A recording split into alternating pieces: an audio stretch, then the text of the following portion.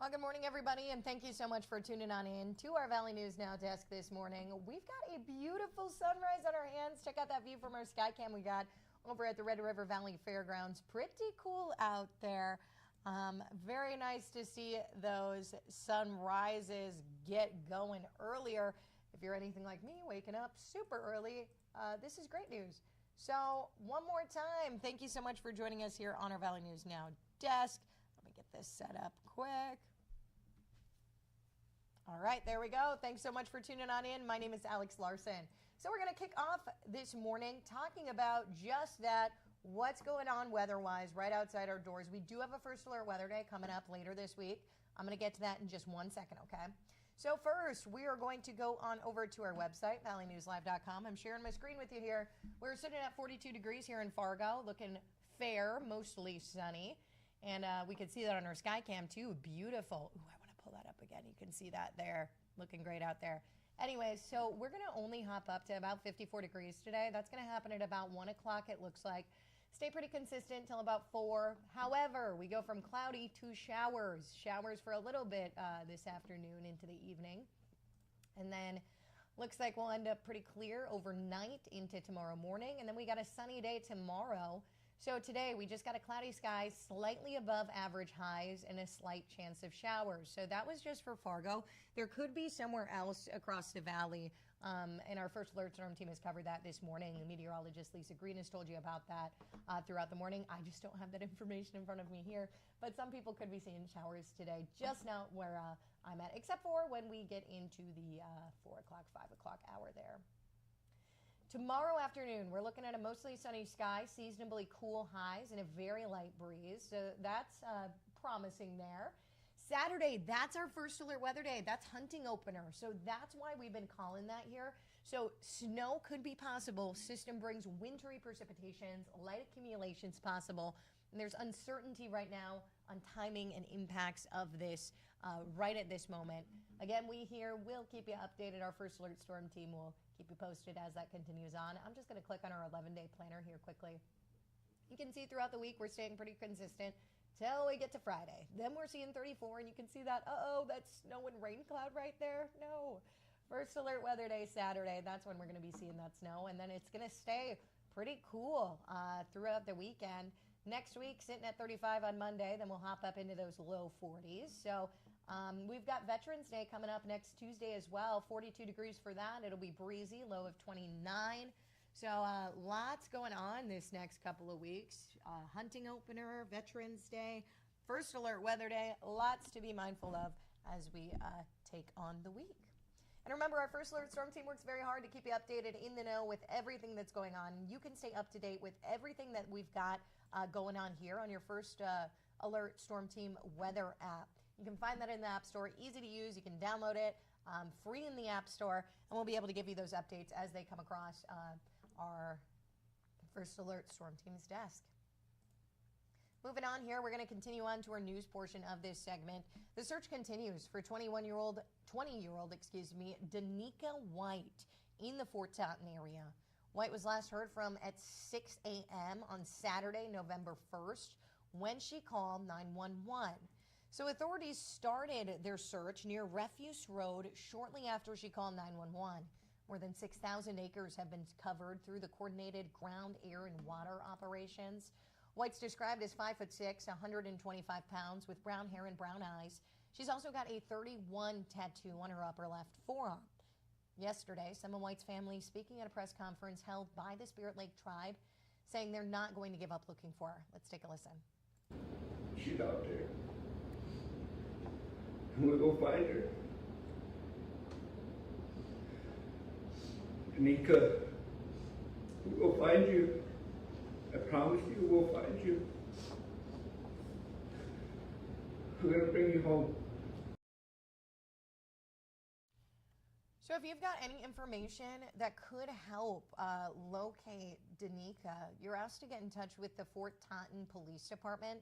That number's on your screen, but I've also, we've got it on our website too. That's 701-766, you can see it way on the bottom there, 4231.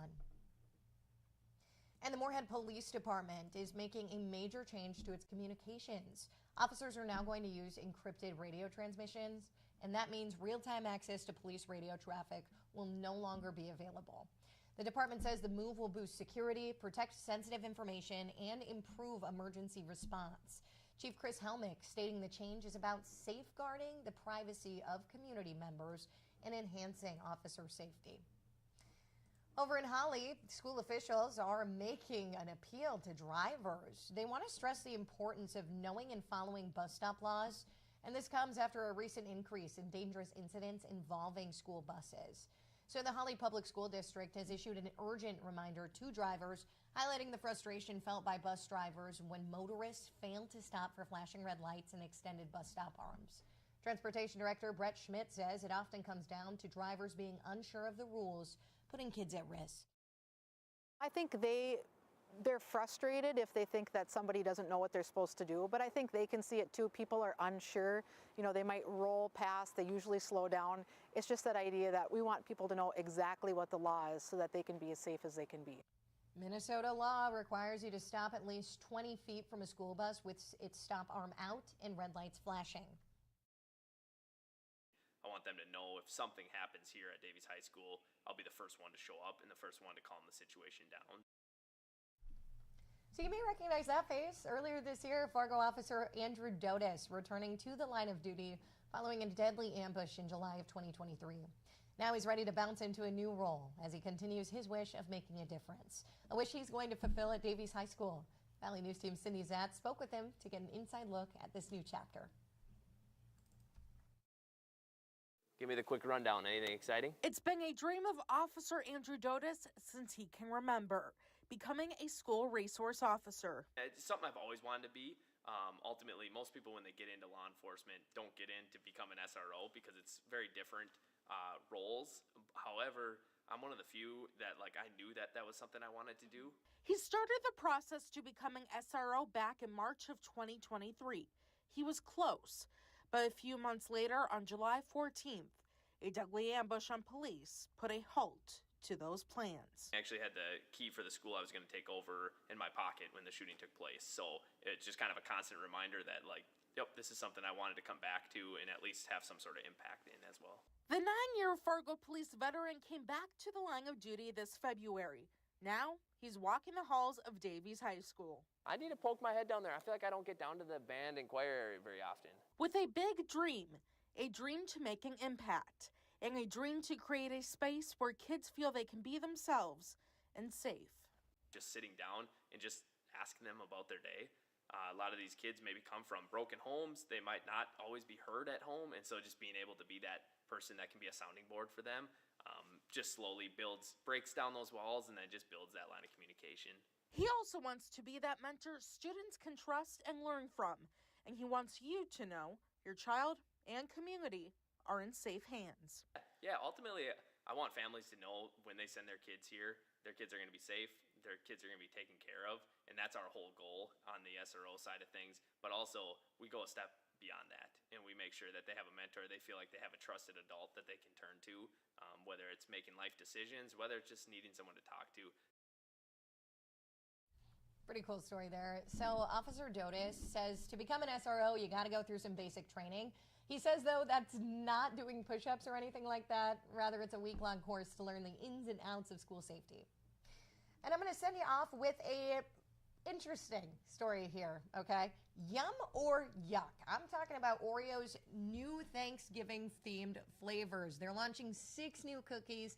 That includes, this hurt me to say this morning, turkey and stuffing, sweet potato, and creamed corn. There's also caramel apple pie, pumpkin pie, and cranberry sauce. I mean, those last 3 could be good.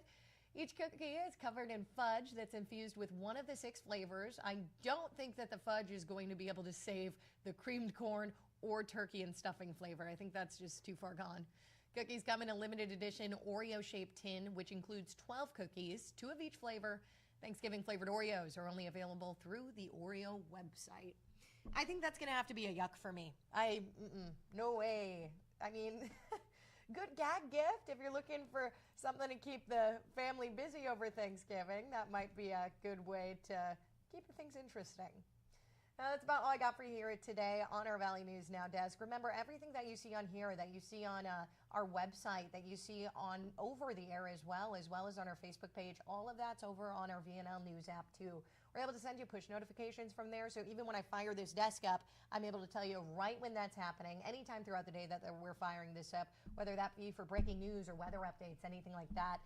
Good tool to have to stay in the loop with everything that's going on throughout the Red River Valley. Again, that's all I got for you here today. I hope that you stay far away from those Thanksgiving-inspired Oreos. I will see you back here tomorrow. My name is Alex Larson. I hope you have a great rest of your Tuesday and an even better rest of your week.